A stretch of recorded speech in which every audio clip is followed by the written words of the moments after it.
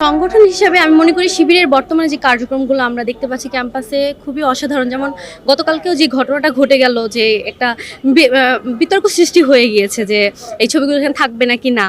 তো এটা শিবির যেভাবে সুন্দর করে হ্যান্ডেল করেছে, বা তারা ক্যাম্পাসে রাজনীতি শুরু করার পর যেভাবে সুন্দর সুন্দর প্রোগ্রামগুলো তারা আয়োজন করছে, আমার কাছে মনে হয় যে শিবির যদি এই ধারাটা বজায় রাখতে পারে তাহলে অবশ্যই যেখানে তারা সবাই সাপোর্ট পাবে, মেয়ে ছেলে সবাই সাপোর্ট পাবে। কারণ আমরা সবাই চাই ক্যাম্পাসে এমন একটা পরিবেশ থাকুক যে পরিবেশটায় আমরা মুক্তভাবে ঘুরতে পারি। আমরা যারা হলে থাকে যে ছেলেমেয়েরা, তারা যেন কোনো চাপে না পড়ে, এরকম একটা পরিবেশ যদি ক্যাম্পাসে সৃষ্টি হয়, অবশ্যই মেয়েরাও তাদেরকে সাপোর্ট করবে, ছেলেরাও তাদেরকে সাপোর্ট করবে। এখানে আসলে জেন্ডারের কোনো ব্যাপার নেই। আপনি ভালো কাজ করলে আপনাকে সবাই সাপোর্ট করবে, এটাই স্বাভাবিক কথা।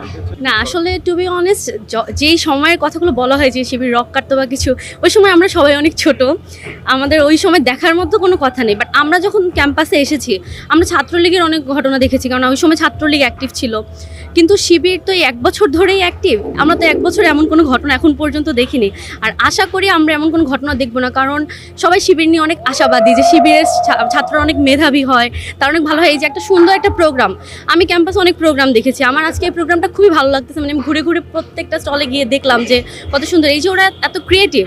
আমি সবসময় আশা করি যে একটা দল হিসেবে যেহেতু তারা আত্মপ্রকাশ করেছে, আমি আশা করব তারা যেন খুব ভালোভাবেই তাদের এই ইমেজটা ধরে রাখতে পারে, যাতে আমরা হয়তো ফিউচার একসময় ভাবতে পারি যে হ্যাঁ, এখন আমরা দ্বিধায় আছি, আমরা ভোটটা কাকে দিব। আমরা যে সব রাজনৈতিক দল এমন ভালো কাজ করুক, আমরা যেন দ্বিধায় পড়ে যাই যে আমরা ভোটটা কাকে দিব। ভালোর দিক থেকে একটা ভালো কম্পিটিশন আমরা সবাই চাই, তরুণ যারা আছি আমরা, এইটাই আর কি আমার কথা।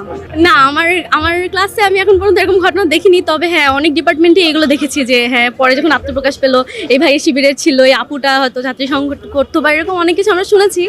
তো হ্যাঁ, এটা হয়তো আসলেই সত্য। কারণ শিবিরের আমরা যতটুকু পরে জানতে পেরেছি যে শিবির যেভাবে তাদের দলে যোগদান করার যেই প্রক্রিয়াটা, এখানে আপনার অনেক পড়াশোনারও ব্যাপার থাকে।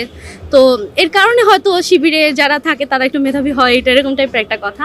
তবে আমার কাছে মনে হয় মেধাবী হওয়ার চেয়ে একজন ভালো মানুষ হওয়া বেশি জরুরি রাজনীতিতে। তো আমি আশা করব শিবিরে যারা আছে তারা যেন মেধাবী হওয়ার চেয়ে ভালো মানুষ হয়, দেশের মানুষের জন্য কাজ করে। শিবিরের এই আয়োজনটা তারা জুলাইয়ের যেই ঘটনা পরিক্রমাগুলো সেগুলো তুলে ধরেছে।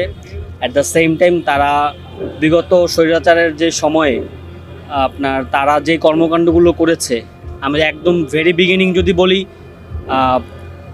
বিডিআর বিদ্রোহ থেকে শুরু করে, মানে আর্মিদের যে হত্যাকাণ্ড সেখান থেকে শুরু করে বিশ্বজিৎ, আবরার ফাহাদের হত্যাকাণ্ড, মানে যেগুলো আমার এই মুহূর্তে মনে পড়তেছে আর কি, সহ আর অন্যান্য যেই ঘটনা প্রবাহগুলো, এগুলো তারা তুলে ধরেছে আর কি।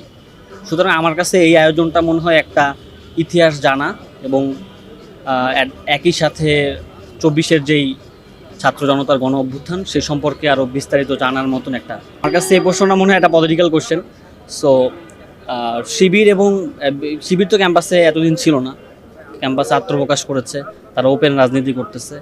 সো যেহেতু বাংলাদেশে নতুন রাজনীতির একটা দ্বারোন্মোচন হয়েছে, আমার কাছে মনে হয় তাদের এই ওপেন রাজনীতিটা আমার কাছে মনে হয় ভেরি ওয়েলকামিং, তাদেরকে ওয়েলকাম জানাচ্ছি আমরা।